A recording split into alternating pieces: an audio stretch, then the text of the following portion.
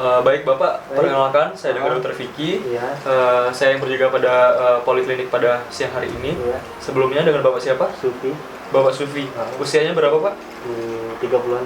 30 tahun. Pekerjaannya apa Pak? Kalau boleh saya tahu? Pengusaha. Pengusaha. Baik Bapak Sufi, keluhannya apa ya Pak? Ya, dada sesak gitu.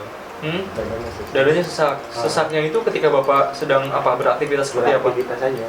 Beraktivitas sehari-hari yang biasa, dadanya kadang terasa sesak. Biasa. Kemudian ada keluhan lain Pak? Ya rasa berat aja gitu. Apa, nyeri? Nyeri.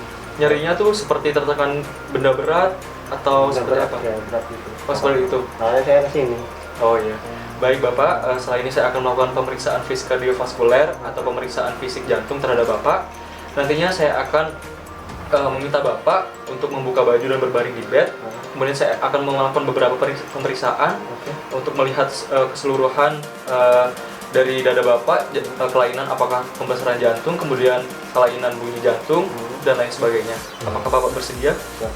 Ya, silakan Bapak siap-siap berbaring di bed dan dibuka kaosnya ya Pak. Saya akan melakukan cuci tangan terlebih dahulu. Kemudian saya akan melakukan prosedur cuci tangan terlebih dahulu.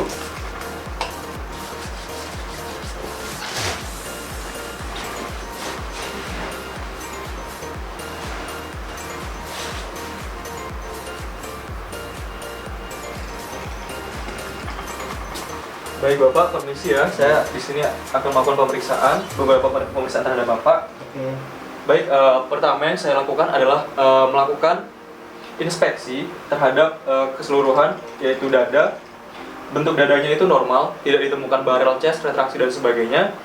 Dari apex jantungnya juga getaran juga normal. Kemudian selanjutnya saya akan melakukan palpasi dari apex jantung. Maaf ya Pak, permisi, saya akan melakukan pemeriksaan apex jantung bahwa apex jantungnya juga normal. Kemudian selanjutnya saya akan melakukan palpasi terhadap arteri karotisnya. Permisi ya Pak. Bahwa arteri karotisnya juga normal dan juga reguler. Setelah itu saya akan melakukan pemeriksaan perkusi untuk menentukan batas-batas jantung, baik batas jantung kanan juga batas jantung kiri. Maaf ya Pak, permisi Pak.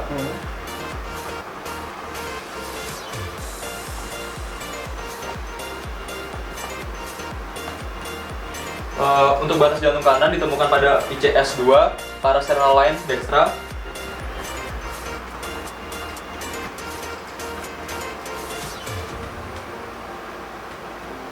Kemudian untuk batas jantung kanan bawah itu ditemukan pada ICS 4, parasternal line dextra. Kemudian saya akan menentukan batas jantung yang sebelah kiri.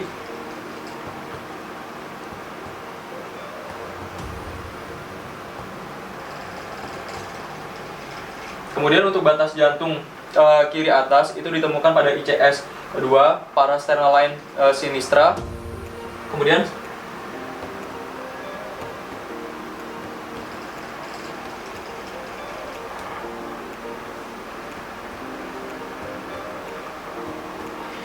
untuk batas jantung yang sebelah kiri itu ditemukan pada ICS 5, mid clavicular line sinistra.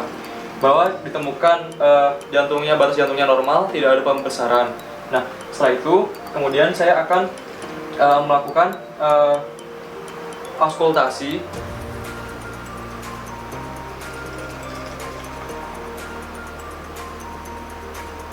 Yang pertama yaitu saya akan melakukan auskultasi terhadap katup aorta, yaitu di ICS 2, parasternal line dextra.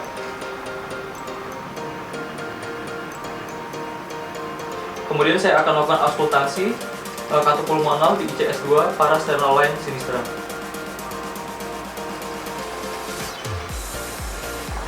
Setelah itu saya akan melakukan auskultasi terhadap katup pulmonal di ICS 4, parasternal line sinistra.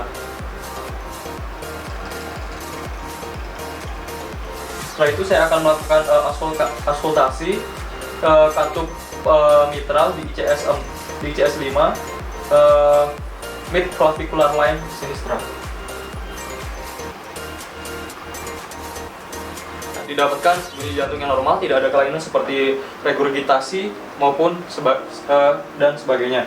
Kemudian setelah itu saya akan melakukan pemeriksaan pengukuran tekanan vena jugularis. Di sini saya sudah menyiapkan penggaris dan juga alat bantunya. Bapak silakan menengok ke kiri, Pak. Kemudian saya akan meraba vena jugularisnya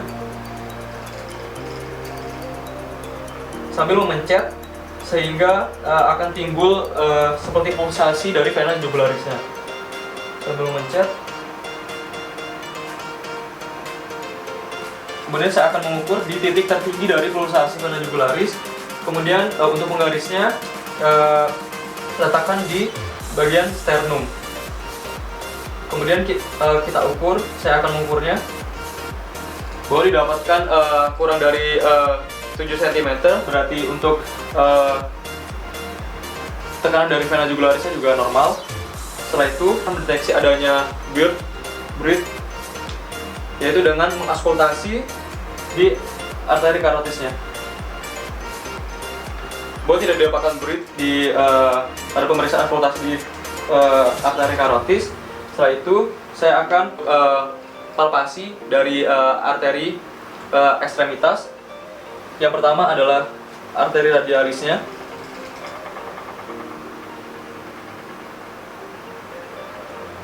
Arteri radialis kanan atau dextra-nya normal dengan denyutnya normal dan juga reguler.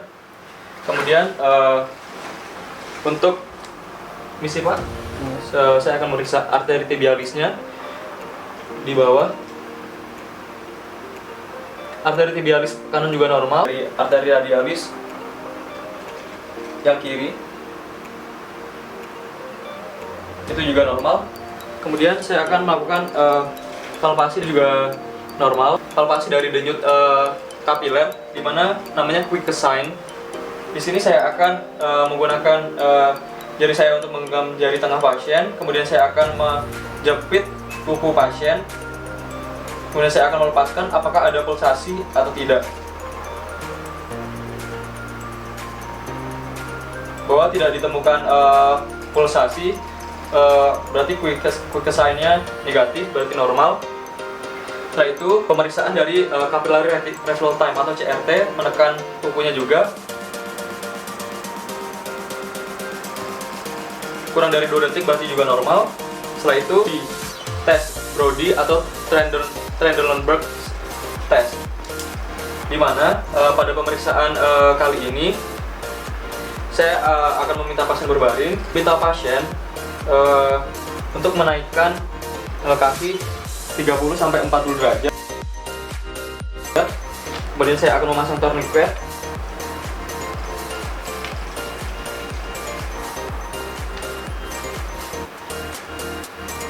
Naikkan, Pak.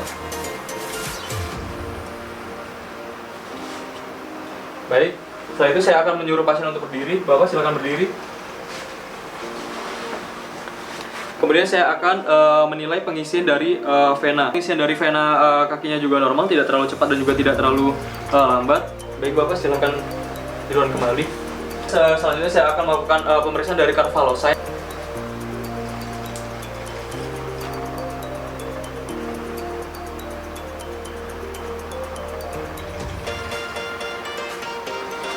Bahwa didapatkan Carvalho-Sign yang negatif. Kemudian saya akan menilai apakah terdapat edema pada ekstremitas baik tangan maupun kakinya. Bahwa tidak didapatkan edema. Kemudian saya akan menilai warna dari tungkainya. Bahwa warna dari tungkai juga normal, tidak didapatkan ulkus, warnanya juga normal, tidak didapatkan warna kehitaman. Baik, Bapak, silakan duduk kembali. Baik, Bapak, setelah saya tadi melakukan pemeriksaan kardiovaskuler, semuanya mulai dari inspeksi, palpasi, perkusi, auskultasi, semuanya dalam keadaan yang normal. Baik, apakah ada yang ditanyakan lagi, Pak? Sudah cukup. Ya, terima kasih, Pak. Oke, baik.